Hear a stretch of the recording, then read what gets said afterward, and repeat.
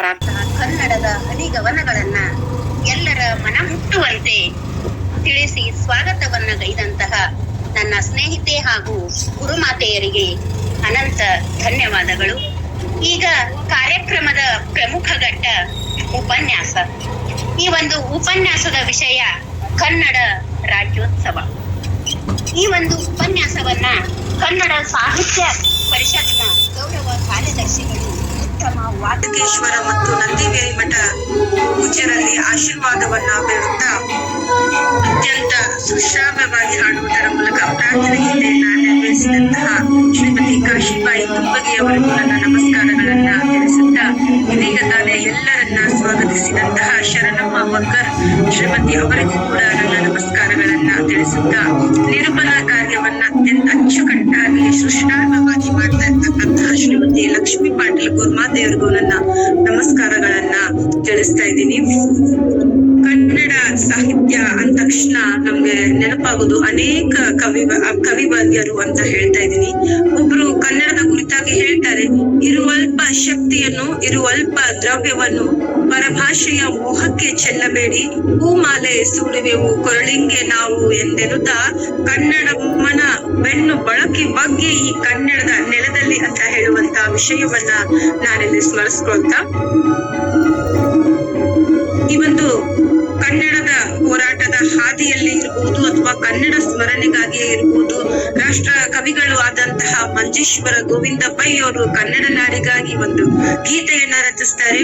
ತಾಯೇ ಬಾರ ಮೊಗವ ತೋರ ಕನ್ನಡಿಗರ ಮಾತೆಯೇ, ಹರಸು ತಾಯಿ ಸುತರ ಕಾಯೆ ನಮ್ಮ ಜನ್ಮದಾತೆ, ನಮ್ಮ ತಪ್ಪ ನೆನಿತು ತಾಳ್ವೆ ಅಕ್ಕರೆ ಹಿಂದೆಮ್ಮ ನಾಳ್ವೆ, ನೀನೆ ಕನ ನಮ್ಮ ಬಾಳ್ವೆ ನಿನ್ನ ಮರೆಯಲಮ್ಮೆವು, ನಿನ್ನ ಮೂರ್ತಿ ಜಗತ್ಕೀರ್ತಿಯೊಂದಿಗೆ ಮಗೆ ತೋರುವೆ, ನಿನ್ನ ಮೂರ್ತಿ ಜಗತ್ಕೀರ್ತಿಯೊಂದಿಗೆ ಮಗೆ ತೋರುವೆ ಎನ್ನುವ ಅದ್ಭುತವಾದ ಗೀತೆಯನ್ನ ಸ್ಮರಿಸ್ತಾ, ಕನ್ನಡ ರಾಜ್ಯೋತ್ಸವದ ಈ ಸುದಿನಗಳನ್ನಂದು ಕನ್ನಡವನ್ನ ಕನ್ನಡಿಸಲು ಮತ್ತು ಕನ್ನಡವನ್ನು ಸಂಭ್ರಮಿಸಲು ಈ ವೇದಿಕೆಯಲ್ಲಿರ್ತಕ್ಕಂಥ ಎಲ್ಲಾ ಕನ್ನಡ ಮನಸ್ಸುಗಳಿಗೂ ನನ್ನ ನಮಸ್ಕಾರಗಳನ್ನ ತಿಳಿಸುತ್ತಾ, ಹೇಳ್ತಾರೆ ಕವಿಗಳು, ಪಂಪನ ನೋಡುವ ನಿನ್ನ ನಾಲಿಗೆ ಕನ್ನಡವೇ ಸತ್ಯ, ಕುಮಾರ ವ್ಯಾಸ ನಾಲಿಪ ಕಿವಿ ಇದು ಕನ್ನಡವೇ ನಿತ್ಯ. ಎಂತಹ ಅದ್ಭುತವಾದ ಸಾಲುಗಳು ಈ ಒಂದು ಕನ್ನಡ ಪರ ನುಡಿಗಳನ್ನ ಸ್ಮರಿಸುತ್ತಾ, ಸತ್ಯತೆ ಮತ್ತು ನಿತ್ಯತೆಯಲ್ಲಿ ನಾವು ನೀವು ಇಂದು ಕನ್ನಡ ರಾಜ್ಯೋತ್ಸವವನ್ನ ಆಚರಿಸ್ತಾ ಇದ್ದೀವಿ. ಈ ಒಂದು ಸುಸಂದರ್ಭದಂದು ಕನ್ನಡದ ರಾಜ್ಯೋತ್ಸವದ ಹಾರ್ದಿಕ ಶುಭಾಶಯಗಳನ್ನ ಎಲ್ಲಾ ಕನ್ನಡ ಮನಸ್ಸುಗಳಿಗೂ ಇನ್ನೊಮ್ಮೆ ನಾನು ಶುಭಾಶಯಗಳನ್ನ ಹೇಳಲಿಕ್ಕೆ ಇಷ್ಟಪಡ್ತಾ ಇದ್ದೀನಿ. ಈ ಒಂದು ವೇದಿಕೆಯಲ್ಲಿ ಇರ್ತಕ್ಕಂತ ಎಲ್ಲಾ ಶಿಕ್ಷಕರು ಹಾಗೂ ಗುರುಗಳು, ಇತರೆ ಯಾವುದೇ ಒಂದು ಕ್ಷೇತ್ರದಲ್ಲಿ ಇರ್ತಕ್ಕಂತಹ ಸಾಹಿತ್ಯ ಸಾಧಕರು ಕೂಡ ಒಂದು ಕವಿ ಮನಸ್ಸಿನವರು ಅಂತ ಕನ್ನಡಿಗರಾಗಿ ಒಂದು ಕವಿಗಳು ಒಂದು ಕವಿತೆಯನ್ನ ಬರೀತಾರೆ. ಕನ್ನಡ ಇರುವವರೆಗೆ ಕವಿಗೆ ಸಾವಿಲ್ಲ, ಕನ್ನಡ ಇರುವವರೆಗೆ ಕವಿಗೆ ಸಾವಿಲ್ಲ, ಒಂದೊಂದು ಪುಟಗಳ ಮರುಮುದ್ರಿಕೆಯು ಕೂಡ ಕವಿಯ ಮರುಹುಟ್ಟುಗಳೇ ಅಂತ ಹೇಳುವಾಗ, ಇಂಥ ಆನ್ಲೈನ್ ಗೋಷ್ಠಿಗಳ ಕಾರ್ಯಕ್ರಮದ ಮೂಲಕ ಕನ್ನಡವನ್ನ ನಾವು ಇಂದು ಉಳಿಸ್ತಾ ಇದ್ದೀವಿ,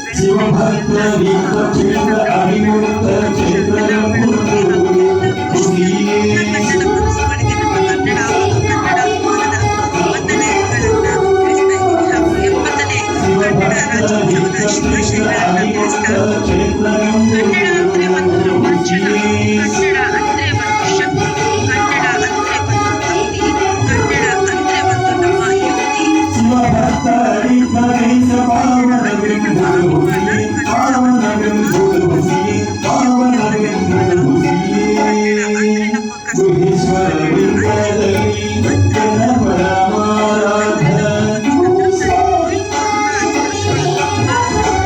ಒಳ್ಳೆಯ ಸಮಯ ಅಂತ ಹೇಳ್ತಾರೆ.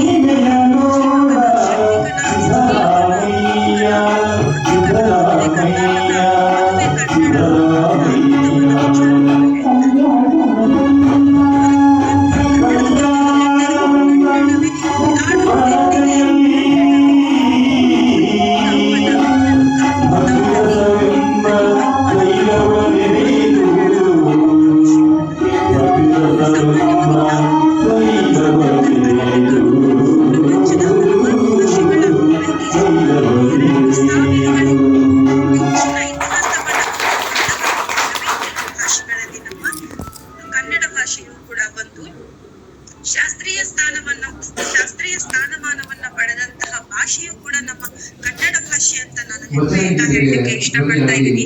ಇಂತಹ ನಮ್ಮ ಕನ್ನಡ ಭಾಷೆ ನಮ್ಮ ಸಂಸ್ಕೃತಿಯ ಪ್ರತೀಕ, ನಮ್ಮ ಈ ಕನ್ನಡ ಭಾಷೆ ಅನ್ನೋದನ್ನ ಹೇಳ್ತಾ ಪ್ರಪಂಚದ ಯಾವುದೇ ಮೂಲೆಗೆ ಹೋದ್ರೂ ಕೂಡ ನಮ್ಮ ಸಂಸ್ಕೃತಿಯನ್ನ ಎತ್ತಿ ಹಿಡಿಯುವಂತ, ನಮ್ಮ ಸಂಸ್ಕೃತಿಯನ್ನ ಉತ್ತರಿಸುವಂತ, ನಮ್ಮ ಸಂಸ್ಕೃತಿಯನ್ನ ವಿಸ್ತರಿಸಿ ಹೇಳುವಂತ, ನಮ್ಮ ಪರಂಪರೆಯನ್ನ, ನಮ್ಮ ಹಿರಿಮೆಯನ್ನ, ನಮ್ಮ ಗರಿಮೆಯನ್ನ ಇನ್ನಷ್ಟು ವಿಸ್ತರಿಸುವಂತ ಭಾಷೆ ಯಾವುದಾದ್ರೂ ಇದ್ರೆ ಅದು ಕೇವಲ ನಮ್ಮ ಕನ್ನಡದ ಭಾಷೆ ಅಂತ ನಾನು ಹೇಳಲಿಕ್ಕೆ ಇಷ್ಟಪಡ್ತಾ ಇದ್ದೀನಿ. ನಾವು ನೀವೆಲ್ಲರೂ ಕನ್ನಡಿಗರಾಗಿರಲು ಹೆಮ್ಮೆಯ ವಿಷಯಗಳು ನಿಮ್ಮ ಮಧ್ಯೆ ಏನು ಅಂತಂದ್ರೆ, ಪೂರ್ವಜರಿಂದ ಹಿಡಿದು ಈ 2025ರ ಈ ದಿನದವರೆಗೂ 70ನೇ ರಾಜ್ಯೋತ್ಸವದವರೆಗೂ ಏನು ವಿಷಯಗಳು?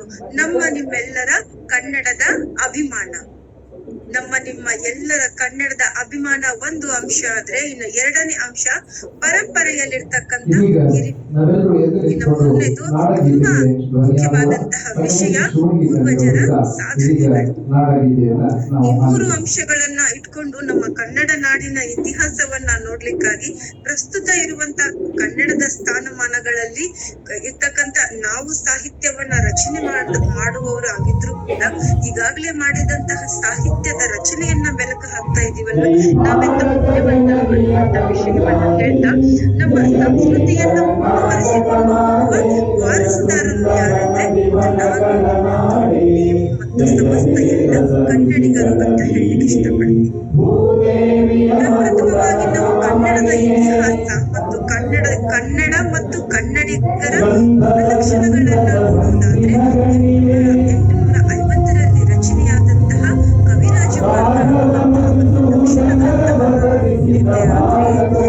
ಬರ್ತಕ್ಕಂಥ ಕನ್ನಡಿಗನ ಗುಣಲಕ್ಷಣಗಳು. ಕನ್ನಡಿಗ ಅಂದ್ರೆ ಯಾರು? ಕರ್ನಾಟಕದಲ್ಲಿರ್ತಕ್ಕಂಥ ಜನರು ಹೇಗಿದ್ರು, ಕರ್ನಾಟಕದಲ್ಲಿರ್ತಕ್ಕಂತಹ ಜನರ ಶೌರ್ಯ ಸಾಹಸಗಳು ಹೇಗಿದ್ರು ಅಂತ ಶ್ರೀ ವಿಜಯ ಕವಿರಾಜ ಮಾರ್ಗದಲ್ಲಿ ವಿಸ್ತರಿಸ್ತಾ ಹೋಗ್ತಾರೆ. ಅದ್ಭುತವಾದಂತಹ ಲಕ್ಷಣ ಗ್ರಂಥ ಶ್ರೀ ವಿಜಯ ವಿರಚಿತ ಕವಿರಾಜ ಮಾರ್ಗ ಅಂತ ಹೇಳ್ತಾ ಕನ್ನಡಿಗರ ಗುಣಲಕ್ಷಣಗಳನ್ನು ಕೆಲವೊಂದಿಷ್ಟು ಪದ್ಯಗಳಲ್ಲಿ ಹೇಳಿದ್ದಾರೆ. ಅಂದ್ರೆ ಆ ಪದ್ಯಗಳನ್ನ ನಾವು ಈಗಲೂ ಓದಿದಾಗ ಕೂಡ ಇಲ್ಲಿನ ರಾಜರು, ಇಲ್ಲಿನ ಕನ್ನಡ ಮನಸ್ಸುಗಳು, ಇಲ್ಲಿರ್ತಕ್ಕಂಥ ಕನ್ನಡದ ಪ್ರಜೆಗಳನ್ನ ನಾವೇನ್ ಮಾಡ್ತೀವಿ ಅಂದ್ರೆ ಆ ಒಂದು ಪದ್ಯದಲ್ಲಿ ನೋಡ್ಬೇಕಾಗಿದೆ ಯಾವ ರೀತಿ ಇದ್ರು ಅಂತ ಹೇಳ್ತಾ ಹೋಗ್ತಾರೆ ಕವಿರಾಜ ಮಾರ್ಗಕಾರರು. ಸುಬಟರ್ಗಳು,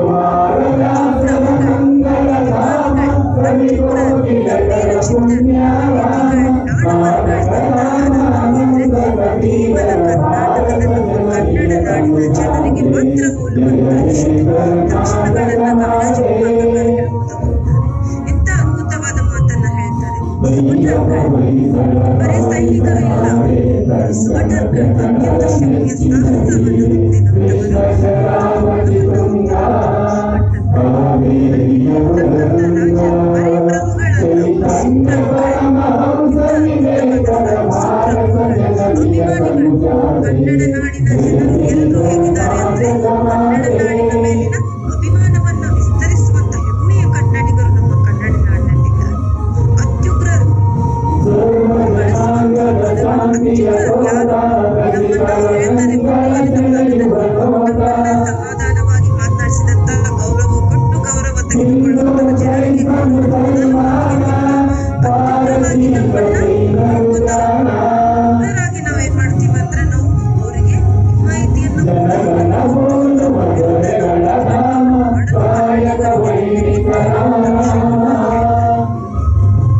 ಗಂಭೀರ ಚಿತ್ತ. ಏನಾದ್ರೂ ಒಂದು ವಿವೇಚನೆಯನ್ನು ಮಾಡುವಾಗ ನಮ್ಮ ಚಿತ್ತ ವೃತ್ತಿಯಲ್ಲಿ ಕನ್ನಡ ನಾಡಿನ ಜನರು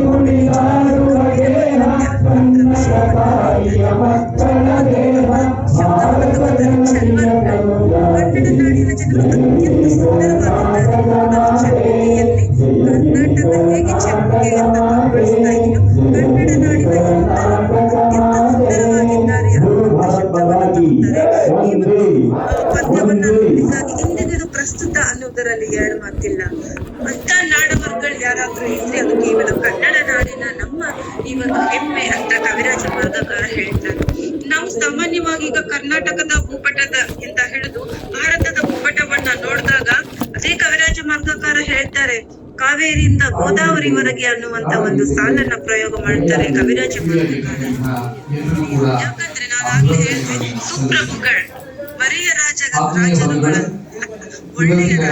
ಸುಪ್ರಭುಗಳು ಅಂತಹ ಸುಪ್ರಭುಗಳು ಕೇವಲ ತಮ್ಮ ನೆಲೆಗಳನ್ನ ಕರ್ನಾಟಕದಲ್ಲಿ ಮಾತ್ರ ವಿಸ್ತರಿಸದೆ ತಮ್ಮ ಸಾಮ್ರಾಜ್ಯದ ವಿಸ್ತಾರತೆಯನ್ನ ಬೇರೆ ರಾಜ್ಯಗಳಿಗೂ ಕೂಡ ಒಡಿಸ್ಸಾದವರೆಗೂ ಕೂಡ ಹೋಗಿ ತಮ್ಮ ರಾಜ್ಯವನ್ನ ವಿಸ್ತರಿಸಿದ್ದು ಕನ್ನಡ ನಾಡಿನ ಹೆಮ್ಮೆ ಅಂತ ಹೇಳ್ತಾರೆ. ಮುಂದುವರೆದ ಭಾಗದಲ್ಲಿ ಕವಿರಾಜ ಮಾರ್ಗಕಾರ ಇನ್ನೊಂದು ಅದ್ಭುತವಾದ ಪದ್ಯವನ್ನ ರಚನೆ ಮಾಡ್ತಾರೆ. ಮದನರಿದು ನುಡಿಯಲಂ ನುಡಿದುದನ್ ಅರಿದು ಆಲಯಲಂ ಆರ್ಪರ ಆ ನಾಡವರ್ಗಳ್. ಆ ನಾಡವರ್ಗಳಂದ್ರೆ ಕನ್ನಡ ನಾಡಿನ ಜನರು, ಚತುರರು, ತುಂಬಾ ಅತ್ಯಂತ ಎಷ್ಟು ಶಕ್ತಿಶಾಲಿವಂತರು ಅಷ್ಟೇ ಜ್ಞಾನವಂತರು ಅಂತ. ಚತುರರ್ ನಿಜದಿಂ ಕುರಿತೋದದೆಯಂ ಕಾವ್ಯ ಪ್ರಯೋಗ ಪರಿಣತ ಮತಿಗಳ್ ಅಂತ ಯಾರಾದ್ರೂ ಇದ್ರೆ ಅದು ನಮ್ಮ ಹೆಮ್ಮೆಯ ಕನ್ನಡ ನಾಡಿನ ಜನರು ಅನ್ನೋದನ್ನ ನಾವು ಮರಿಬಾರದು ಅಂತ ಕವಿರಾಜ ಮಾರ್ಗಕಾರ ಹೇಳಿದಂತಹ ಮಾತು ಇಂದಿಗೂ ಪ್ರಸ್ತುತ. ಈ ಎಲ್ಲಾ ಸಾಧಕರು ಇಂದು ನಮ್ಮ ನಿಮ್ಮ ಮಧ್ಯೆ ಉಂಟು. ನಮ್ಮ ನಿಮ್ಮ ಮಧ್ಯೆ ಅತ್ಯಂತ ಶೌರ್ಯ ಸಾಹಸವನ್ನ ಮೆರೆದಂತ ಕನ್ನಡಿಗರು ನಮ್ಮಲ್ಲುಂಟು, ಅಭಿಮಾನಿಗಳು ನಮ್ಮಲ್ಲುಂಟು. ಕುರಿತೋದದೆಯಂ ಕಾವ್ಯ ಪ್ರಯೋಗ ಪರಿಣತ ಮತಿಗಳ ಅಂತ ಅವ್ರು ಏನ್ ಹೇಳಿದಾರೋ ಅವರೆಲ್ಲ ನಾವು ನೆನಪಿಸ್ಕೋಬಹುದು. ಯಾರು ಅಂದ್ರೆ ಅವರೆಲ್ಲ ನಮ್ಮ ಜನಪದ ಕವಿಗಳನ್ನ ನಾವು ನೆನಪಿಸ್ಕೋಬಹುದಾಗಿದೆ. ಅವರು ರಚಿಸಿದಂತ ಒಂದೊಂದು ಜನಪದ ಕ್ಷೇತ್ರ ಅಷ್ಟೇ ಅಲ್ಲ, 12ನೇ ಶತಮಾನದಲ್ಲಿ ಇರ್ತಕ್ಕಂಥ ವಚನಗಳನ್ನ ರಚಿಸಿದಂತ ವಚನಕಾರರಾಗಿರ್ಬಹುದು, ದಾಸವರೇಣ್ಯರಾಗಿರಬಹುದು, ದಾಸ ಶ್ರೇಷ್ಠರಾಗಿರಬಹುದು, ಎಲ್ಲರನ್ನೂ ಕೂಡ ನಾವು ಈ ಒಂದು ಸಂದರ್ಭದಲ್ಲಿ ಈ ಪದ್ಯದ ಮೂಲಕ ಸ್ಮರಿಸಲಿಕ್ಕೆ ಇಷ್ಟವನ್ನ ಪಡ್ತಾ ಇದ್ದೇನೆ. ಇನ್ನು ಕನ್ನಡ ನಾಡಿನ ಒಬ್ಬ ವೀರ ಕಪ್ಪೆ ಅರಗಟ್ಟನ ಒಂದು ಬಾದಾಮಿ ಶಾಸನದಲ್ಲಿ ಬರ್ತಕ್ಕಂತ ಕನ್ನಡ ನಾಡಿನ ವೀರನ ಕಲ್ಪನೆಯನ್ನ ಕೊಡ್ತಾರೆ ಬಾದಾಮಿ ಶಾಸನದಲ್ಲಿ. ಎಷ್ಟು ಅದ್ಭುತವಾಗಿ ಬರೀತಾರೆ. ಸಾಧುವಿಗೆ ಸಾಧು, ಮಾಧುರ್ಯಂಗೆ ಮಾಧುರ್ಯ, ಬಾದಿಪ್ಪ ಕಲಿಗೆ ಕಲಿಯುಗ ವಿಪರೀತನ್, ಮಾಧವನೀತನ್ ಬೆರನಲ್ಲ ಅನ್ನುವಂತ ಅದ್ಭುತವಾದಂತಹ ಶಬ್ದ ಭಂಡಾರವನ್ನ ಪ್ರಯೋಗ ಮಾಡ್ತಾರೆ. ಯಾರಿಗಾಗಿ? ಅದು ನಮ್ಮ ಕನ್ನಡ ನಾಡಿನ ಜನರಿಗಾಗಿ.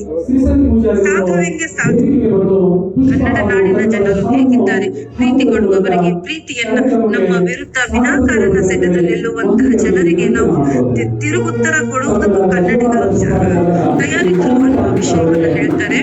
ಮಾಧವನೀತನ್ ಬೆರನಲ್ಲ ಅಂತ ಹೇಳ್ತಾರೆ. ಕನ್ನಡ ನಾಡಿನ ಜನರ ಒಬ್ಬ ರಾಜರಾಗಿರಬಹುದು, ಸಾಮಾನ್ಯ ಪ್ರಜೆ ಆಗಿರಬಹುದು, ಅವರ ಚಾರಿತ್ರದಿಂದ ಅವರು ದೈವ ಸಮಾನನಾಗಿದ್ದ ನಮ್ಮ ಕನ್ನಡಿಗ ಅನ್ನುವಂತ ವಿಷಯವನ್ನ ಹೇಳ್ತಾರೆ. ಅಂದ್ರೆ ಕನ್ನಡಿಗರ ಹೆಮ್ಮೆಯನ್ನ ನಾವು ಎಷ್ಟು ಹೇಳಿದ್ರು ಕಡಿಮೆ ಈ ಒಂದು ಸಂದರ್ಭದಲ್ಲಿ ಅಂತ ಹೇಳ್ತಾರೆ.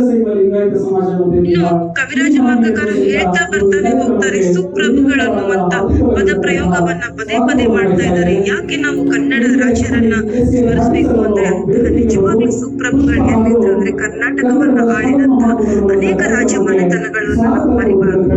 ರಾಷ್ಟ್ರಕೂಟರು, ಕದಂಬರು, ಗಂಗರು, ಹೊಯ್ಸಳರು, ಮಯೂರವರ್ಮನಂತವರು, ಇಮ್ಮಡಿ ಪುಲಕೇಶಿ ಅಂತವರು ಕೂಡ ಕನ್ನಡವನ್ನ ಕಟ್ಟುವ ಮತ್ತು ಕನ್ನಡವನ್ನ ಸಂರಕ್ಷಣೆಗೊಳಿಸುವ ಕಾರ್ಯವನ್ನ ಮಾಡಿದ್ರು. ಅವರು ಅನೇಕ ಜನ ಕವಿಗಳಿಗೆ ರಾಜಾಶ್ರಯವನ್ನ ಕೊಡುವುದರ ಮೂಲಕ ಅವರ ಸಾಹಿತ್ಯವನ್ನ ವಿಸ್ತರಿಸುವಂತ ಈ ಜನಮಾನಸಕ್ಕೆ ಆ ಸಾರಸ್ವತ ಲೋಕಕ್ಕೆ ಆ ಪುಸ್ತಕಗಳನ್ನ ಕೊಡುಗೆಯಾಗಿ ನೀಡದೆ ಹೋಗಿದ್ರೆ, ಕನ್ನಡ ನಾಡಿನ ಇತಿಹಾಸವನ್ನ ಕವಿಗಳು ಬರೆಯದೆ ಹೋಗಿದ್ರೆ ನಮ್ಮ ಆ ಹಿಂದಿನ ಕಾಲದ ಇತಿಹಾಸವನ್ನ ತಿಳಿಲಿಕ್ಕೆ ನಮಗೆ ಸಾಧ್ಯ ಆಗ್ತಾ ಇರಲಿಲ್ಲ. ಹಾಗಾಗಿ ಅವರು ರಾಜಾಶ್ರಯ ಕೊಟ್ಟಿದ್ದರಿಂದನೇ ಇಂದು ಸಾಹಿತ್ಯ ಇಷ್ಟು ಶ್ರೀಮಂತವಾಗಿದೆ ಅಂತ ನಾ ಹೇಳ್ತಾ ಇದ್ದೀನಿ. ಯಾಕಂದ್ರೆ ಒಂದ್ ಕಡೆ ಹೇಳ್ತಾರೆ, ಶುದ್ಧ ಬುದ್ಧಿ ವೃತ್ಯ ಭಾವಗಳ ಸಹಿತತ್ವವಾದದನ್ನ ನಾವು ಸಾಹಿತ್ಯ ಅಂತ ಕರೆಯುವುದಾದ್ರೆ, ಅಷ್ಟೆಲ್ಲಾ ಕವಿಗಳಿಗೆ ಶುದ್ಧ ಬುದ್ಧಿ, ಅಶುದ್ಧ ಬುದ್ಧಿಗೆ ವೃತ್ಯ ಭಾವದಿಂದ ರಾಜಶ್ರಯವನ್ನ ಕೊಟ್ಟಂತಹ ಕನ್ನಡದ ಎಲ್ಲ ಅರಸರಿಗೆ ನಾವೆಲ್ಲರೂ ಚಿರಋಣಿಯಾಗಿರೋಣ ಅಂತ ಹೇಳ್ತಾ, ಮಯೂರವರ್ಮ ಆಗಿರ್ಬೋದು, ಶ್ರೀಕೃಷ್ಣ ದೇವರಾಯ ಆಗಿರ್ಬೋದು, ಶ್ರೀಕೃಷ್ಣ ದೇವರಾಯನು ಅನೇಕ ಜನ ಕವಿಗಳಿಗೆ ರಾಜಾಶ್ರಯವನ್ನ ಕೊಟ್ಟಿದ್ದು ಅಲ್ಲದೆ ಅವರು ಕೂಡ ಸಾಹಿತ್ಯವನ್ನ ರಚಿಸಿದ್ರು, ಸಾಮ್ರಾಜ್ಯವನ್ನ ವಿಸ್ತಾರ ಮಾಡಿದ್ರು. ಕನ್ನಡ ರಾಜ್ಯ ರಮಾರಮನ ಅನ್ನೋ ಬಿರುದನ್ನ ಧರಿಸ್ತಾರೆ ಅಂದ್ರೆ ಅವರ ಕನ್ನಡ ಪ್ರೇಮ, ಎಷ್ಟು ಕನ್ನಡದ ಬಗ್ಗೆ ಕಾಳಜಿಯನ್ನ ವಹಿಸಿರ್ಬೋದು ಅನ್ನೋದನ್ನ ನಾವು ಸೂಕ್ಷ್ಮವಾಗಿ ಇಲ್ಲಿ ತಿಳ್ಕೋಬಹುದಾಗಿದೆ ಅಂತ ಹೇಳ್ತಾ, ಕನ್ನಡವನ್ನ ರಚಿಸಲಿಕ್ಕೆ ಅವರಿಗೆ ಸಾಹಿತ್ಯದ ಆಶ್ರಯ ನ್ಯಾಯ ಅಲ್ಲಿ ದೊರೆಬೇಕಾದ್ರೆ ಅವ್ರಿಗೆ ಎಷ್ಟು ನಾವು ಅವ್ರಿಗೆ ಅವರ ಹೊಟ್ಟೆಪಾಡಿಗಾಗಿಯೂ ಕೂಡ ಅವ್ರು ಬಂದಂತಹ ಕವಿಗಳ ಆ ಕ್ಷೇತ್ರದಲ್ಲಿ ಸಾಧನೆ ಮಾಡ್ಲಿಕ್ಕೆ ಅವರಿಗೆ ಹೊಟ್ಟೆಪಾಡಿಗಾಗಿನೂ ಧನ ಸಹಾಯವನ್ನ ಮಾಡುವುದರ ಜೊತೆಗೆ ಕನ್ನಡವನ್ನ ಬೆಳೆಸಿ ಸಾಹಿತ್ಯ ಪ್ರೇಮವನ್ನ ಬೆಳೆದಂತ ಎಲ್ಲ ರಾಜರು ಸುಪ್ರಭುಗಳು ಅಂತ ನಾ ಹೇಳ್ತೇನೆ. ಈ ಎಲ್ಲಾ ರಾಜರಿಗೆ ಪ್ರಮುಖವಾಗಿ ಬೇಕಾದದ್ದು ಕನ್ನಡದ ಬೆಳೆಸುವುದು ಮತ್ತು ಅದರೊಟ್ಟಿಗೆ ಅವರಿಗೆ ಬೇಕಾಗಿರುವುದು ಒಂದು ಸಂಘಟನಾ ಚತುರತೆ ಇತ್ತು ಎಲ್ಲಿ ಕನ್ನಡಿಗರಲ್ಲಿ. ಅದಕ್ಕಾಗಿ ಹೇಳ್ತಾರೆ ಒಂದು ಸಂಘಟನೆಯ ಕುರಿತಾಗಿ, ಅಪಾರ ಭೂಮಿ ವಿಸ್ತಾರ ಅಗಣ್ಯ ಜನ ಸಂಕುಲಂ. ನೋಡ್ರಿ ಎಷ್ಟು ಚೆನ್ನಾಗಿ ಹೇಳ್ತಾರೆ, ಅಪಾರ ಭೂಮಿ ವಿಸ್ತಾರಂ ಅಗಣ್ಯ ಜನ ಸಂಕುಲಂ ರಾಷ್ಟ್ರ ಸಂಘಟನಾ ಹೀನಂ ಪ್ರಭವವೇ ಎನ್ನಾತ್ಮ ರಕ್ಷಣೆ ಅಂತ. ಅತ್ಯಂತ ವಿಶಾಲವಾದ ಭೂಮಿ, ಹೇರಳವಾದ ಭೂಪ್ರದೇಶ, ಅತ್ಯಂತ ನಾವು ಗಟ್ಟಿ ಆಗಿದ್ರು ಕೂಡ ಒಂದು ದೇಶಕ್ಕೆ ಒಂದು ಸಂಘಟನೆ ಅನ್ನೋದು ಇಲ್ಲದೆ ಇದ್ರೆ ಒಂದು ದೇಶವು ಕೂಡ ತನ್ನನ್ನು ತಾನು ರಕ್ಷಣೆ ಮಾಡ್ಕೊಳ್ಳಿಕ್ಕೆ ಸಾಧ್ಯ ಇಲ್ಲ ಅಂದಾಗ ಕೇವಲ ಒಬ್ಬ ಪ್ರಜೆ, ನಾವೇ ಸಾಮಾನ್ಯವಾಗಿ ನಾವು ಒಬ್ಬ ಪ್ರಜೆ, ಒಬ್ಬ ಮನುಷ್ಯ ಸಂಘಟನಾ ಶಕ್ತಿ ಇಲ್ಲ ಅಂದ್ರೆ ನಮ್ಮನ್ನ ನಾವು ರಕ್ಷಣೆ ಮಾಡ್ಕೊಳ್ಳಕ್ ಸಾಧ್ಯ ಆಗಲ್ಲ ಅಂತ ಕನ್ನಡ ನಾಡಿನ ವೀರರು ಸಂಘಟನಾ ಚತುರರು ಕೂಡ ಆಗಿದ್ರು ಅನ್ನೋದನ್ನ ಕವಿರಾಜ ಮಾರ್ಗಕಾರ ಹೇಳ್ತಾರೆ. ಇಷ್ಟೆಲ್ಲ ಹೊರತಾಗಿ ನಮ್ಮ ಹೆಮ್ಮೆಯ ವಿಜಯಪುರ ಜಿಲ್ಲೆಯಲ್ಲಿ ಇರ್ತಕ್ಕಂಥ ಆದಿಲಶಾಹಿಗಳು ಕೂಡ ಕನ್ನಡ ಮನಸ್ಸಿನವರಾಗಿದ್ರು. ಅನೇಕ ಕನ್ನಡ ಜನರಿಗೆ ಅವ್ರು ಏನ್ ಮಾಡಿದ್ರು ಅಂದ್ರೆ ಸಹಾಯ ಸಹಕಾರಗಳನ್ನ ನೀಡುವುದರ ಮೂಲಕ ಕನ್ನಡ ನಾಡಿಗೆ ಗೌರವವನ್ನ ಕೊಟ್ಟಿದ್ರು. ಅವರು ಕೂಡ ನಮ್ಮ ಕನ್ನಡ ನಾಡನ್ನ ಬೆಳೆಸಿದರು. ಅಷ್ಟೇ ಅಂತ ಹೇಳ್ತಾರೆ ಮಹಾಲಿಂಗ ರಂಗರು. ಕನ್ನಡ ಪದ ಪ್ರಯೋಗ ಆಗಿರ್ಬೋದು, ಕನ್ನಡದ ಸಾಹಿತ್ಯ ರಚನೆ ಆಗಿರ್ಬೋದು, ಅಲ್ಲಿ ಎಷ್ಟು ಸರಳತೆ ಇದೆ ಕನ್ನಡದಲ್ಲಿ ಅಂತ ಹೇಳ್ತಾರೆ ಅವರು. ಸುಲಿದ ಬಾಳೆಯ ಹಣ್ಣಿನಂದದಿ ಅದ್ಭುತವಾದ ಸಾಲುಗಳನ್ನ ನಮ್ಗೆ ಕೊಡ್ತಾರೆ. ಸುಲಿದ ಬಾಳೆಯ ಹಣ್ಣಿನಂದದಿ ಕಳಿದ ಸಿಗುರಿನ ಕಬ್ಬಿನಂದದಿ ಅಳಿದ ಉಷ್ಣದ ಹಾಲಿನಂದದಿ ಸುಲಭವಾಗಿರುವ ನಮ್ಮ ಕನ್ನಡ ಭಾಷೆಯನ್ನು ಅಂತ ಹೇಳ್ತಾರೆ. ಕನ್ನಡ ಭಾಷೆಯನ್ನ ಕಲಿಯಲಿಕ್ಕೆ ಮತ್ತು ಮಾತನಾಡ್ಲಿಕ್ಕೆ ಅತ್ಯಂತ ಸುಲಭವಾಗಿದ್ದು ಹೇಗೆ ಒಂದು ಬಾಳೆಹಣ್ಣನ್ನ, ಅದು ಸುಲಿದು ಕೊಟ್ಟಂತ ಬಾಳೆಹಣ್ಣನ್ನ ತಿನ್ಲಿಕ್ಕೆ ಎಷ್ಟು ನಮ್ಗೆ ಈಸಿ ಸುಲಭ ಆಗುತ್ತೆ, ಹಾಗೆ ಕನ್ನಡ ಭಾಷೆಯನ್ನ ಕಲಿಯಲು ತುಂಬಾ ಸುಲಭ ಆಗುತ್ತೆ ಅನ್ನುವಂತ ವಿಷಯವನ್ನು ಹೇಳ್ತಾರೆ. ನಾವು ಈ ರಾಜ್ಯೋತ್ಸವದ ಸಂದರ್ಭದಲ್ಲಿ ಇನ್ನೊಂದಿಷ್ಟು ಘಟನೆಗಳನ್ನ ನಾವು ನೆನಪು ಮಾಡ್ಕೊಳ್ಳೇಬೇಕು. ಇಡೀ ದಕ್ಷಿಣ ಭಾರತ ಮತ್ತು ಉತ್ತರ ಭಾರತವು ಇನ್ನೇನು ತತ್ತರಿಸುತ್ತದೆ, ಹಿಂದುತ್ವ ಇನ್ನು ಅವಸಾನದ ಹೋಗುತ್ತದೆ ಅನ್ನುವಂತ ಸಂದರ್ಭದಲ್ಲಿ ಭಾರತದಲ್ಲಿ ಮತ್ತೊಮ್ಮೆ ಹಿಂದುತ್ವವನ್ನ ಪುನರುತ್ಥಾನಗೊಳಿಸಿದವರು ಯಾರಂದ್ರೆ ನಮ್ಮ ಹೆಮ್ಮೆಯ ವಿಜಯನಗರ ಸಾಮ್ರಾಜ್ಯ. ಆ ವಿಜಯನಗರ ಸಾಮ್ರಾಜ್ಯ ಸ್ಥಾಪನೆ ಮಾಡಿದ್ದು ಹಕ್ಕಬುಕ್ಕರು ಅಂತ ಯಾರ ಆಶ್ರಯದಲ್ಲಿ? ಗುರುವಾದಂತಹ ವಿದ್ಯಾರಣ್ಯರ ಆಶ್ರಯದಲ್ಲಿ ಅಂತ ನಮಗೆ ಗೊತ್ತು. ಅಲ್ಲಿ ಒಬ್ಬ ಕನ್ನಡತಿ ಇನ್ನೊಂದಿಷ್ಟು ಕೆಲಸವನ್ನ ಮಾಡ್ತಾಳೆ. ಅಲ್ಲಿರ್ತಕ್ಕಂಥ ಗಂಗಾಂಬಿಕೆ ಅನ್ನುವಂತ ಕಂಬಿಲರಾಯನ ಮಡದಿಯಾದಂತಹ ಗಂಗಾಂಬಿಕೆ ಅನ್ನುವ ಮೊದಲ ಪ್ರೇರಣೆ ವಿದ್ಯಾರಣ್ಯ ಗುರುಗಳಲ್ಲಿ ಒಂದು ಸಾಮ್ರಾಜ್ಯವನ್ನ ಸ್ಥಾಪನೆ ಮಾಡ್ಲಿಕ್ಕೆ ಪ್ರೇರಣೆಯನ್ನ ಕೊಟ್ಟಂತ ಹೆಮ್ಮೆಯ ಕನ್ನಡತಿಯವಳು ಅನ್ನೋದನ್ನ ನಾವು ಮರಿಬಾರದು. ಅವರ ಒಂದು ಪ್ರೇರಣೆಯಿಂದ ವಿದ್ಯಾರಣ್ಯ ಗುರುಗಳು ಹೇಳ್ತಾರೆ, ಹಕ್ಕಬುಕ್ಕ ಅವರಿಗೆ ಹೇಳಿದಂತ, ಅವರ ಆಡಿದಂತಹ ಮಾತು, ಅವರ ವಿದ್ಯಾದಾನ, ಅವರ ಆಶೀರ್ವಾದವನ್ನ ಪಡೆದು ಹಕ್ಕಬುಕ್ಕರು ವಿಜಯನಗರ ಸಾಮ್ರಾಜ್ಯವನ್ನ ಸ್ಥಾಪನೆ ಮಾಡಿದ್ದು ನಮ್ಮ ನಿಮ್ಮೆಲ್ಲರ ಕನ್ನಡಿಗರ ಹೆಮ್ಮೆ ಅಂತ. ಯಾಕಂದ್ರೆ ಪ್ರಥಮ ರಾಷ್ಟ್ರ ಕವಿಗಳಾದಂತಹ ಮಂಜೇಶ್ವರ ಗೋವಿಂದ ಪೈಯವರು ಒಂದ್ ಕಡೆ ಕನ್ನಡಿಗರ ತಾಯಿ ಅನ್ನುವಂತ ಪದ್ಯದಲ್ಲಿ ಬರೀತಾರೆ. ಅದರಲ್ಲಿ ವಿದ್ಯಾರಣ್ಯರ ಹೆಸರನ್ನ ಪ್ರಸ್ತಾಪ ಮಾಡ್ತಾರೆ. ನಮ್ಮ ಕನ್ನಡ ಮಾತೆಗೆ ಏನು ಹೆರಿಗೆ ಆಗಿದಾವಲ್ಲ ಅವೆಲ್ಲ ಬಂಗಾರದ ಬಸಿರುಗಳು ಅಂತ ಹೇಳುವುದರ ಮೂಲಕ ಒಂದು ಪದ್ಯವನ್ನ ಬರೀತಾರೆ. ನಾವು ಪದ್ಯವನ್ನ ನೋಡೋದಾದ್ರೆ, ಜೈನರಾದ ಪೂಜ್ಯ ಪಾದ ಕೊಂಡ ಕುಂದವರ್ಯರ ಮಧ್ವಯತಿಯ ಬಸವಪತಿಯ ಮುಖ್ಯ ಮತಾಚಾರ್ಯರ ಶರ್ವ ಪಂಪರನ್ನರ ಲಕ್ಷ್ಮೀಪತಿ ಜನ್ನರ ಷಡಕ್ಷರಿ ಮುದ್ದನ್ನರ ಪುರಂದರ ವರೆಣ್ಯರ ತಾಯಿ ನಿನ್ನ ಬಸಿರೆ ಹೊನ್ನಗನಿ ವಿದ್ಯಾರಣ್ಯರ ಅದ್ಭುತವಾದ ಪದ್ಯವನ್ನ ಬರೀತಾರೆ. ಅವರು ಬರೆಯೋದನ್ನ ನೋಡಿದ್ರೆ ಈ ಕನ್ನಡ ನಾಡಿನಲ್ಲಿ ಜನಿಸಿದಂತ ನಮ್ಮ ಜನಗಳು, ನಮ್ಮ ಕನ್ನಡ ಮಾತೆಯ ಜನರು ತಾಯಿ ನಿನ್ನ ಬಸಿರೆ ಹೊನ್ನಗನಿ ಅಂತ ಬರೀತಾರೆ. ಅಂದ್ರೆ ಎಂತ ನಾವೆಲ್ಲ ಎಂತ ಪುಣ್ಯ ಧರ್ಮದಲ್ಲಿ ಜನಿಸಿರುವಂತಹ ಪುಣ್ಯವಂತರು ನಾವು ಸಂದರ್ಭದಲ್ಲಿ ಸ್ಮರಿಸುತ್ತಾ ಮಂಜೇಶ್ವರ ಗೋವಿಂದ ಪೈಯವರಿಗೆ ನಾನು ಅರ್ಪಣೆಯನ್ನ ಸಲ್ಲಿಸುತ್ತಾ, ಇಷ್ಟೇ ಅಲ್ಲ ಕನ್ನಡ ನಾಡಿನ ರಕ್ಷಣೆ ಅಥವಾ ಕನ್ನಡ ನಾಡನ್ನ ಸಂರಕ್ಷಣೆ ಸಂರಕ್ಷಣೆ ಮಾಡಿ ಕನ್ನಡವನ್ನ ಬೆಳೆಸುವ ಕಾರ್ಯವನ್ನ ಮೈಸೂರಿನ ಒಡೆಯರು ಮಾಡಿದರು, ಗಂಗರು ಮಾಡಿದರು. ಕೇವಲ ಕರ್ನಾಟಕಕ್ಕೆ ಸೀಮಿತ ಅಷ್ಟೇ ಹಿಂದೂಸ್ತಾನವರೆಗೂ ಕೂಡ ಕನ್ನಡದ ನೆಲೆಗಳನ್ನ ಉಳಿಸಿ, ಅಲ್ಲಿ ಕನ್ನಡದ ಮೌಲ್ಯವನ್ನ ಬಾರಿಸಿ, ಕನ್ನಡದ ನೆಮ್ಮದಿಗವನ್ನ ಬಾರಿಸಿದ ಹೆಮ್ಮೆಯ ರಾಜರು ಯಾರಂದ್ರೆ ನಮ್ಮ ಕರ್ನಾಟಕದ ರಾಜರು. ಅದಕ್ಕೆ ಕವಿರಾಜ ಮಾರ್ಗಗಾರ ಹೇಳ್ತಾರಲ್ಲ, ಆವಾಗ್ಲೇ ಹೇಳಿದೆ, ಕಾವೇರಿಯಿಂದ ಗೋದಾವರಿವರ ಮೇಲ್ದ ನಾಡದ ಕನ್ನಡದೊಳ ಅಂತ. ಕಾವೇರಿಯಿಂದ ಗೋದಾವರಿವರೆಗೆ ನಾವು ಕನ್ನಡ ನಾಡಿನ ನೆಲೆಗಳನ್ನ ಗುರುತಿಸ್ತೀವಿ ಅಂದ್ರೆ ಕನ್ನಡ ನಾಡಿನ ಜನರ ಶೌರ್ಯ ಸಾಹಸವನ್ನ ಸ್ಮರಿಸ್ಬೇಕು ಅಂತ. ಇನ್ನೊಬ್ಬ ರಾಜರನ್ನ ನಾವು ಕನ್ನಡದ ನೆನೆಸ್ಕೊಳ್ಳೇಬೇಕು ಅಂದ್ರೆ ಮದವಿ ಚಾಲುಕ್ಯರಲ್ಲಿ ಇರ್ತಕ್ಕಂಥ ಎರಡನೇ ಪುಲಕೇಶಿಯನ್ನ ನಾವು ಸ್ಮರಿಸ್ಬೇಕಾಗ್ತದೆ. ಯಾಕಂದ್ರೆ ಉತ್ತರ ಭಾರತದಿಂದ ಅತ್ಯಂತ ನಾನೇ ಶಕ್ತಿವಂತ, ಧೈರ್ಯವಂತ, ಶೌರ್ಯವಂತ ಅಂತ ಬಂದಂತಹ ಹರ್ಷವರ್ಧನನ್ನ ನರ್ಮದಾ ನದಿ ಕಾಳಗದಲ್ಲಿ ಸೋಲಿಸುವುದರ ಮೂಲಕ ದಕ್ಷಿಣ ಪತೇಶ್ವರ ಅನ್ನುವಂತ ಬಿರುದನ್ನ ಧರಿಸುವುದರ ಮೂಲಕ ಕನ್ನಡದ ಪ್ರಸಿದ್ಧ ದೊರೆ ವೀರ ಪುಲಕೇಶಿ, ಮಣಿ ಪುಲಕೇಶಿ ಅಂತ ನಾವು ಇತಿಹಾಸದಲ್ಲಿ ಓದಿದ್ದನ್ನು ನೆನಪಿಸ್ಕೊಂಡ್ರೆ ನಮ್ಗೆ ತುಂಬಾ ಹೆಮ್ಮೆ ಪಡುವಂತಹ ವಿಷಯ. ಇದರ ಮುಂದುವರೆದ ಭಾಗವಾಗಿ ನಾವು ಅನೇಕ ಪುಸ್ತಕಗಳಲ್ಲಿ ಓದುವಾಗ ಕನ್ನಡಿಗರ ಬಗ್ಗೆ, ಕರ್ನಾಟಕದ ಕೊಡುಗೆಯರ ಬಗ್ಗೆ ಅನೇಕ ಕವಿಗಳು ಹೇಳ್ತಾ ಹೋಗ್ತಾರೆ. ಎಲ್ಲರ ಹೇಳಿಕೆಗಳು ಹೇಳಲಿಕ್ಕಾಗಲ್ಲ. ಅದರಲ್ಲಿ ರಂಶ್ರೀ ಮುಗುಳಿ ಅನ್ನುವಂತ ಒಬ್ಬ ಕವಿವರ್ಯರು ಒಂದ್ ಕಡೆ ಹೇಳ್ತಾರೆ, ಅವರು ಒಂದು ಪುಸ್ತಕವನ್ನ ಬರೀತಾರೆ, ಹೆರಿಟೇಜ್ ಆಫ್ ಕರ್ನಾಟಕ ಅನ್ನುವಂತ ಗ್ರಂಥವನ್ನ ಬರೀತಾರೆ. ಅದರಲ್ಲಿ ಅವರು ಭಾರತಕ್ಕೆ ಕನ್ನಡಿಗರ ಕೊಡುಗೆ ಒಂದು ಶ್ರೇಷ್ಠತೆ ಅಂತ ಹೇಳ್ತಾ ಕರ್ನಾಟಕದ ಪಾತ್ರ ಏನು, ಕನ್ನಡಿಗರ ಪಾತ್ರ ಏನು ಅನ್ನುವುದನ್ನ ವಿಮರ್ಶೆ ಮಾಡ್ತಾ ಹೇಳ್ತಾರೆ. ಇಡೀ ದೇಶದಲ್ಲಿ ಹಿಂದೂ ಪುನರುತ್ಥಾನ ಕಾರ್ಯ ಎಲ್ಲಿಯಾದರೂ ಆಗಿದೆ ಅಂದ್ರೆ ಅದು ವಿಜಯನಗರ ಸಾಮ್ರಾಜ್ಯದಿಂದ. ಇದನ್ನ ನೀವು ಎಲ್ಲರೂ ಹೋಗ್ತೀವಿ. ಅದು ಹೇಳ್ತಾರೆ ಮುಂದುವರೆದ ಭಾಗದಲ್ಲಿ ರಂಶ್ರೀ ಮುಗುಳಿಯವರು, ಕೇವಲ ಒಂದು ಬಾರಿ ಅಲ್ಲ, ಇನ್ನೊಂದು ಬಾರಿ ಹಿಂದೂ ಪುನರುತ್ಥಾನ ಆಗಿದ್ದನ್ನ ನಾವು ಸ್ಮರಿಸ್ಬೇಕು ಅಂತ. ಇನ್ನೊಂದು ಬಾರಿ ಯಾವಾಗಾಯ್ತು ಅಂದ್ರೆ ಕನ್ನಡಿಗರ ಅದೇ ಬಂದ ಲೇಖನದಲ್ಲಿ ಪ್ರಶ್ನೆ ಬಂದಾಗ ಹೇಳ್ತಾರೆ ರಂಶ್ರೀ ಮುಗುಳಿಯವರು, ಮಹಾರಾಷ್ಟ್ರದಲ್ಲಿ ಇರ್ತಕ್ಕಂತ ಶಿವಾಜಿ ಮಹಾರಾಜ ನಮಗೆ ನಿಮ್ಗೆಲ್ಲರಿಗೂ ಗೊತ್ತು, ಅವರ ಮಹಾತಾಯಿ ಜೀಜಾಬಾಯಿ ಅವರು. ಇನ್ನೇನು ಹಿಂದೂ ಧರ್ಮ ಹೇಗೆ ಪುನರುತ್ಥಾನಗೊಳ್ಳಿಕ್ಕೆ ಹಕ್ಕಬುಕ್ಕರ ನೆಲೆಯಿಂದ ವಿದ್ಯಾರಣ್ಯರ ಪ್ರೇರಣೆಯಿಂದ ವಿಜಯನಗರ ಸಾಮ್ರಾಜ್ಯ ಸ್ಥಾಪನೆ ಆಯಿತು, ಹಾಗೆ ಕರ್ನಾಟಕದಲ್ಲಿರ್ತಕ್ಕಂತ ವಿಜಯನಗರ ಸಾಮ್ರಾಜ್ಯ 1336ರಲ್ಲಿ ರಚನೆಯಾದಂತ ವಿಜಯನಗರ ಸಾಮ್ರಾಜ್ಯ ಹಿಂದೂ ಧರ್ಮವನ್ನ ಹೇಗೆ ಸಂರಕ್ಷಣೆ ಮಾಡಿತೋ, ನನ್ನ ಮಗನಾದ ನೀನು, ಶಿವಾಜಿಯಾದಂತ ನೀನು ಇನ್ನೊಮ್ಮೆ ನೀನೇನ್ ಮಾಡ್ಬೇಕಂದ್ರೆ ಆ ಕಥೆಯ ಪ್ರೇರಣೆಯನ್ನ ಇಟ್ಕೊಂಡು ಹೈಂದವಿ ಸ್ವರಾಜ್ಯವನ್ನ ಕಟ್ಟಿ ನೀನು ರಾಜ್ಯವನ್ನ, ದೇಶವನ್ನ ನೀನು ರಕ್ಷಣೆ ಮಾಡ್ಬೇಕು. ಕನ್ನಡಿಗರ ವಿಜಯನಗರ ಸಾಮ್ರಾಜ್ಯ ನಿನಗೆ ಸ್ಫೂರ್ತಿಯಾಗಿರ್ಲಿ ಅಂತ ಹೇಳಿದಂತ ಆ ಮಹಾತಾಯಿ, ಹಾಗೆ ಕೂಡ ಹೈಂದವಿ ಸ್ವರಾಜ್ಯವನ್ನ ಕಟ್ಟಿ ತೀರಿದಂತಹ ಶಿವಾಜಿ ಮಹಾರಾಜರಿಗೆ ನಮ್ಮ ಕನ್ನಡ ನಾಡು ಪ್ರೇರಣೆ ಆಗುತ್ತೆ ಅಂದ್ರೆ ಇದಕ್ಕಿಂತ ಹೆಮ್ಮೆಯ ವಿಷಯ ನಮಗೆ ನಿಮ್ಗೆ ಯಾವ್ದು ಬೇಕು ಅಂತ.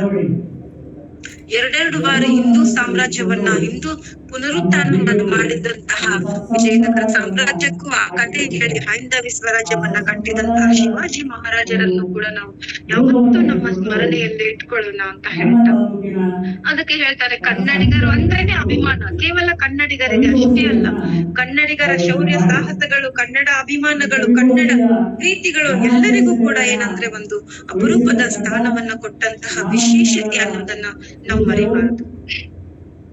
ಕನ್ನಡಿಗರಂದ್ರೆ ಅಭಿಮಾನ ಅಂದ ತಕ್ಷಣ ನಾವು ಇನ್ನೊಂದು ವಿಷಯವನ್ನ ಈ ಸಂದರ್ಭದಲ್ಲಿ ನೆನಪಿಸ್ಕೊಳ್ಳೇಬೇಕು. ಕನ್ನಡದ ಪ್ರಥಮಗಳು, ಕರ್ನಾಟಕದ ಪ್ರಥಮಗಳು, ಕನ್ನಡದ ನೆಲೆಗಳಲ್ಲಿರ್ತಕ್ಕಂಥ ಪ್ರಥಮಗಳು ನೂರಾರು ಸಾವಿರಾರು ನಮ್ಮ ಮುಂದೆ ಇದ್ದಾಗ್ಲೂ ಕೂಡ ಈ ದೇಶದ ಅತ್ಯಂತ ಮಹತ್ವದ ಘಟ್ಟ ಭಾರತ ಸಂವಿಧಾನದ ರಚನೆ.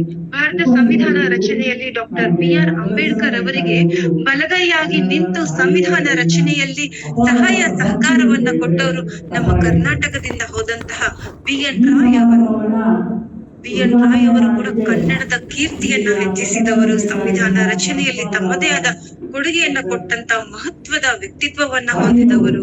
ಅಷ್ಟೇ ಅಲ್ಲ, ಅನೇಕ ಇದೆ. ಅದರಲ್ಲಿ ನಾವು ಸೈನ್ಯವನ್ನ ನೆನಪಿಸ್ಕೊಂಡಾಗ first general of Indian army, ಸೈನ್ಯಕ್ಕೆ ಹೋದಂತಹ ಜನರಲ್ ಅಂತ ಯಾರಾದ್ರೂ ಇದ್ರೆ ಅವರು ನಮ್ಮ ಕೊಡಗಿನವರು ಅಂತ ಹೆಮ್ಮೆಯಿಂದ ಹೇಳಲಿಕ್ಕೆ ಇಷ್ಟಪಡ್ತಾ ಇದ್ದೀನಿ.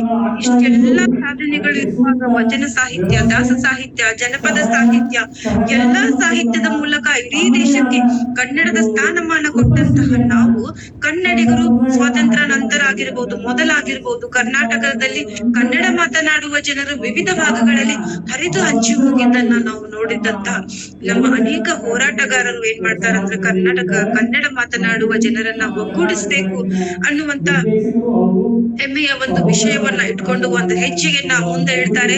ಹೀಗೆ ಪ್ರಥಮ ಹೆಜ್ಜೆ ಇಟ್ಟಂತಹ ಮುಂಬೈ ಕರ್ನಾಟಕದ ಜನರು ಮುಂದೆ ಇಟ್ಟಂತಹ ಹೆಜ್ಜೆಯನ್ನ ಹಿಂದಕ್ಕೆ ತೆಗೆದುಕೊಳ್ಳೇ ಇಲ್ಲ. 1890ರಲ್ಲಿ ಅವ್ರು ಏನ್ ಮಾಡ್ತಾರೆ ಅಂದ್ರೆ ವಿದ್ಯಾವರ್ಧಕ ಸಂಘವನ್ನ ಸ್ಥಾಪನೆ ಮಾಡ್ತಾರೆ. ಅವರು 1915ರಲ್ಲಿ ನಮ್ಮ ಕನ್ನಡ ಸಾಹಿತ್ಯ ಹೆಮ್ಮೆಯ ಕನ್ನಡ ಸಾಹಿತ್ಯ ಪರಿಷತ್ತು ರಚನೆಯಾಗುವುದರ ಮೂಲಕ ಕನ್ನಡ ಚಳವಳಿಗಳನ್ನ ಆರಂಭ ಮಾಡ್ತಾರೆ. 1916ರಲ್ಲಿ ಕರ್ನಾಟಕ ಸಭಾವನ್ನ ಸ್ಥಾಪನೆ ಮಾಡುವುದರ ಮೂಲಕ ಹೋರಾಟವನ್ನ ಆರಂಭ ಮಾಡ್ತಾರೆ. ಇದೇ ಒಂದು ಸಂದರ್ಭದಲ್ಲಿ 1924ರಲ್ಲಿ ಏನಾಗುತ್ತಂದ್ರೆ ಬೆಳಗಾವಿಯಲ್ಲಿ ಕಾಂಗ್ರೆಸ್ ಅಧಿವೇಶನ ಇರುತ್ತೆ. ಈ ಒಂದು ಸಂದರ್ಭದಲ್ಲಿ ಕಾರ್ಯಕ್ರಮ ಅಂದ್ರೆ ಗೊತ್ತು, ಇವಾಗ ತಾನೇ ಪ್ರಾರ್ಥನೆ ಗೀತೆಯನ್ನ ಹಾಡಿದ್ರು, ಸ್ವಾಗತವನ್ನ ಮಾಡ್ಕೊಂಡ್ರು. ಹಾಗೆ ಆ ಒಂದು ಅಧಿವೇಶನದಲ್ಲಿ ಸ್ವಾಗತ ಗೀತೆಯನ್ನ ಯಾರ ಹಾಡ್ಬೇಕು ಅನ್ನುವಂತಹ ಉತ್ಸುಕತೆಯಿಂದ ಒಬ್ಬರಿಗೆ ಅವಕಾಶ ಸಿಗ್ಬಿಡುತ್ತೆ. ಹುಯಿಲ್ಗೋಳ್ ನಾರಾಯಣ ರಾವ್ ಅನ್ನೋರ್ಗೆ. ಅವರು ಇದೇ ಒಂದು ಕನ್ನಡದ ಅವಕಾಶ ಅಂತ ಒಂದು ಪದ್ಯವನ್ನ ಬರೀತಾರೆ. ಅದು ಸ್ವಾಗತ ಗೀತೆ. ಉದಯವಾಗಲಿ ನಮ್ಮ ಚೆಲುವ ಕನ್ನಡ ನಾಡು ಅನ್ನುವಂತ ಪದ್ಯವನ್ನ ಬರೆದು ಎಲ್ಲರಲ್ಲಿ ಕನ್ನಡದ ಕಿಚ್ಚನ್ನ ಹಚ್ಚಿದವರು ಯಾರಂದ್ರೆ ಅದು ಹುಯಿಲ್ಗೋಳ್ ನಾರಾಯಣ ರಾವ್ ಅನ್ನೋದನ್ನ ನಾವು ಮರಿಬಾರ್ದು. ಯಾಕಂದ್ರೆ ಅಲ್ಲಿಂದ ಹತ್ತಿದಂತಹ ಕನ್ನಡದ ಕಿಚ್ಚು ಆ ಕರ್ನಾಟಕ ಏಕೀಕರಣ ಆಗುವವರೆಗೂ ಹಾಗೆ ಇತ್ತು. ಅಂದ್ರೆ ಆ ಪದ್ಯದ ಸಾಲುಗಳು ಎಷ್ಟು ಮಹತ್ವದ್ದು, ಎಷ್ಟು ಕನ್ನಡದ ಅಭಿಮಾನವನ್ನ ಅಲ್ಲಿ ಪದ್ಯದಲ್ಲಿ ತುಂಬಿ ಬರೆದಿರಬಹುದು ಅನ್ನೋದನ್ನ ನಾವು ಮರಿಬಾರ್ದು.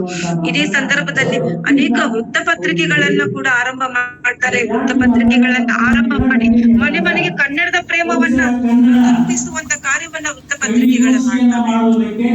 ಕರ್ನಾಟಕದ ನಾಡು ನುಡಿ ಸಂಸ್ಕೃತಿಗಳ ಸಂವರ್ಧನೆಗಾಗಿ ನಾವು ಶ್ರಮಿಸಿದಂತ ಹಿರಿಯರು ಆಲೂರು ವೆಂಕಟರಾಯ್ ಅವರು ಕರ್ನಾಟಕ ಗತವೈಭವ ಅನ್ನುವಂತ ಒಂದು ಅವರು ಪತ್ರಿಕೆಯನ್ನ ಅಥವಾ ಕೃತಿಯನ್ನ ಬರೆಯುವುದರ ಮೂಲಕ ಕನ್ನಡ ಪ್ರೇಮವನ್ನ ಬೆರೆದವರು. ಇನ್ನು ಮುಂದುವರೆದು ಹೋಗಿ ಹೇಳ್ಬೇಕಂದ್ರೆ ಮನೆ ಮನೆಗೆ ಹೋಗಿ ಕನ್ನಡದ ಭಿಕ್ಷೆಯನ್ನ ಬೆಳೆದವರು ಶಾಂತ ಕವಿಗಳು.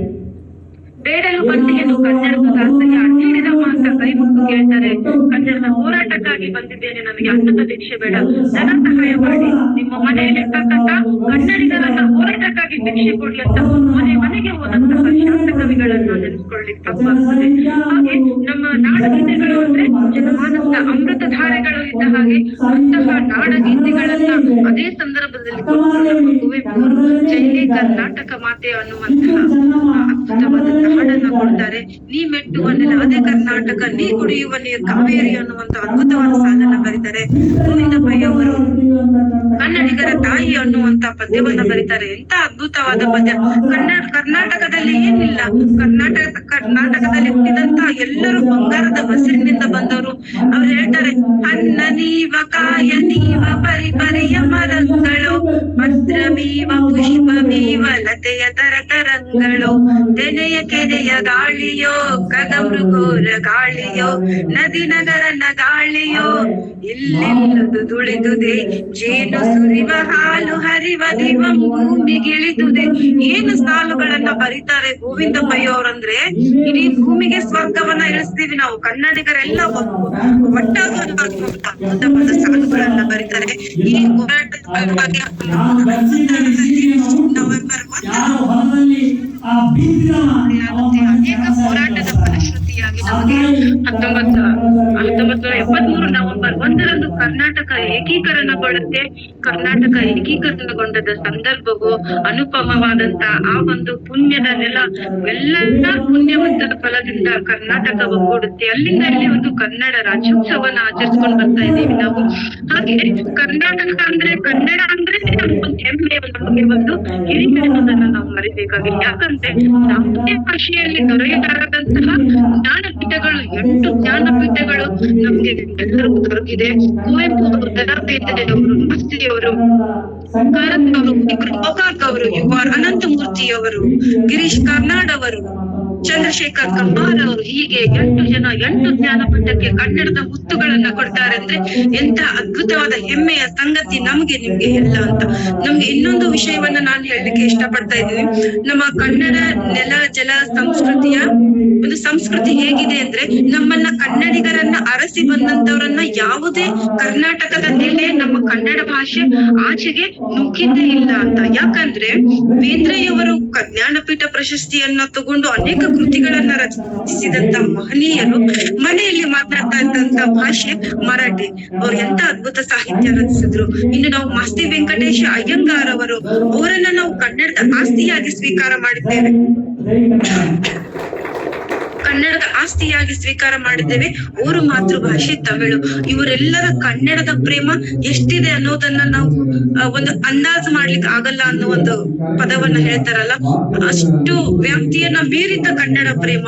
ಮಹಾರಾಷ್ಟ್ರದಿಂದ ಬಂದಂತಹ ಗಿರೀಶ್ ಕಾರ್ನಾಡ್ ಅವರು ಕನ್ನಡಕ್ಕೆ ಬಂದು ಕನ್ನಡದ ಸಾರಸ್ವತ ಲೋಕದಲ್ಲಿ ಸಾಹಿತ್ಯ ಕೃಷಿಯನ್ನ ಮಾಡಿ ಜ್ಞಾನಪೀಠಕ್ಕೆ ಮುತ್ತಿಟ್ಟಂತಹ ಅನುಪಮ ಸಾಹಿತ್ಯ ಕ್ಷೇತ್ರದ ಮುತ್ತು ಅಂತ ಹೇಳ್ಬೋದು. ರಾಷ್ಟ್ರ ಕವಿಗಳು ಕೂಡ 3 ಜನ ಅನ್ನೋದು ನಮ್ಮ ಹೆಮ್ಮೆಯ ಸಂಗತಿ. ಮಂಜೇಶ್ವರ ಗೋವಿಂದ ಪೈ ಅವರು, ಕುವೆಂಪು ಅವರು, GS ಶಿವರುದ್ರಪ್ಪನವರನ್ನ ಈ ಒಂದು ಸಂದರ್ಭದಲ್ಲಿ ನಾವು ಸ್ಮರಿಸಲೇಬೇಕು. ಕನ್ನಡದ ಅಭಿಮಾನದ ಪದ್ಯಗಳು ಸಾವಿರ ಅಂತ ನಾವು ತಿಳ್ಕೊಬಹುದು. ಯಾಕಂದ್ರೆ GP ರಾಜರತ್ನಂ ಅವರು ಒಂದ್ ಕಡೆ ಹೇಳ್ತಾರೆ, ನರ್ಕ ಕೀಳ್ಸಿ ನಾಲ್ಗೆ ಸೀಳ್ಸಿ ಬಾಯ್ನ ಹೊಲ್ದ್ ಹಾಕಿದ್ರೂ ಕೂಡ ಮೂಗ್ನಲ್ಲಿ ಕನ್ನಡದ ಪದವನ್ನ ಹಾಡ್ತೀನಿ ಅಂತ ಹೇಳಿದಂತ ಹೆಮ್ಮೆಯ ಮುತ್ತು GP ರಾಜರತ್ನಂ ಅವರು ಮನೆಯಲ್ಲಿ ಮಾತನಾಡ್ತಾ ಇರ್ತಕ್ಕಂತ ಭಾಷೆ ತಮಿಳು.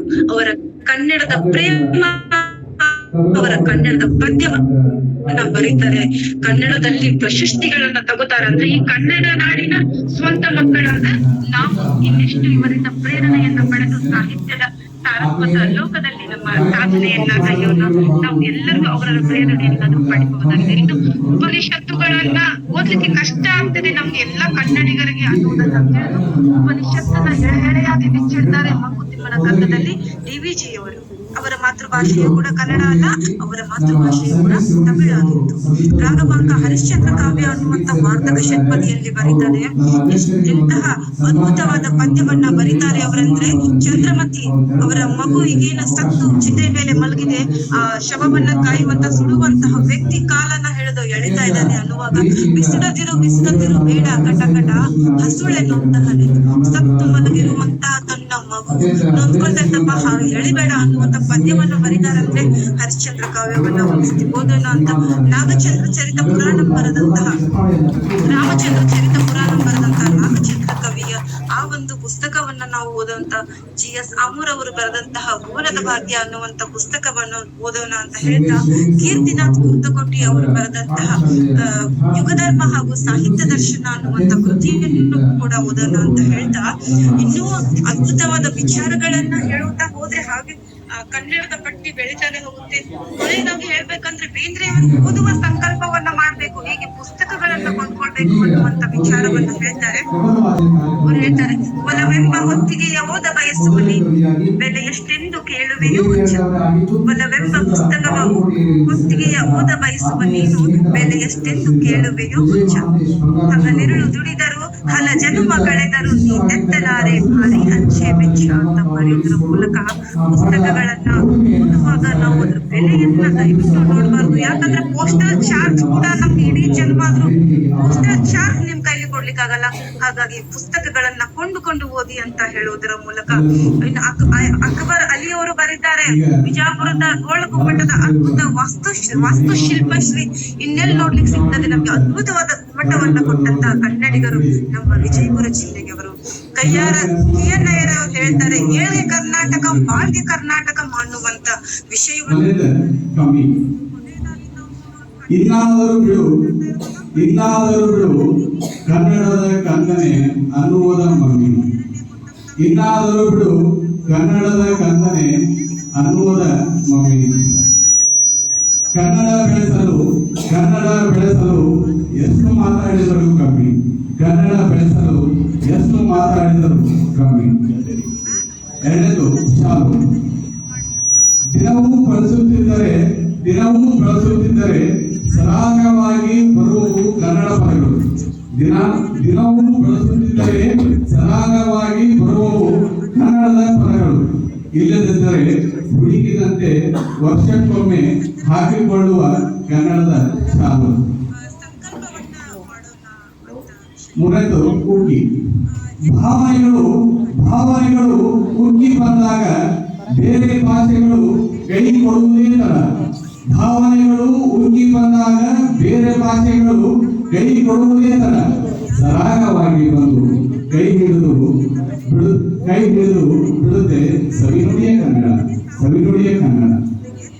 ಬೇಂದ್ರೆ ಕನ್ನಡದ ಹೆಮ್ಮೆ, ಕನ್ನಡದ ಹೆಮ್ಮೆ ಕುವೆಂಪು ಬೇಂದ್ರೆ, ಕನ್ನಡದ ಹೆಮ್ಮೆ ಕುವೆಂಪು ಬೇಂದ್ರೆ.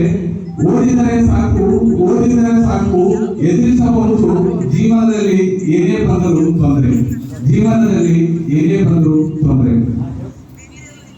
ಈಗ ನಾವು ಜಯ ಕರ್ನಾಟಕ ಮಾತು ಹಾಡಿದ್ವಿ, ಅದನ್ನು ಏನಂತ ಹೇಳಿದ್ವಿ. ದಿನವೂ ಹಾಡುತ್ತೇವೆ ಕೇಳುತ್ತೇವೆ, ದಿನವೂ ಹಾಡುತ್ತೇವೆ ಕೇಳುತ್ತೇವೆ, ಹೇ ಕರ್ನಾಟಕ ಮಾತೆ.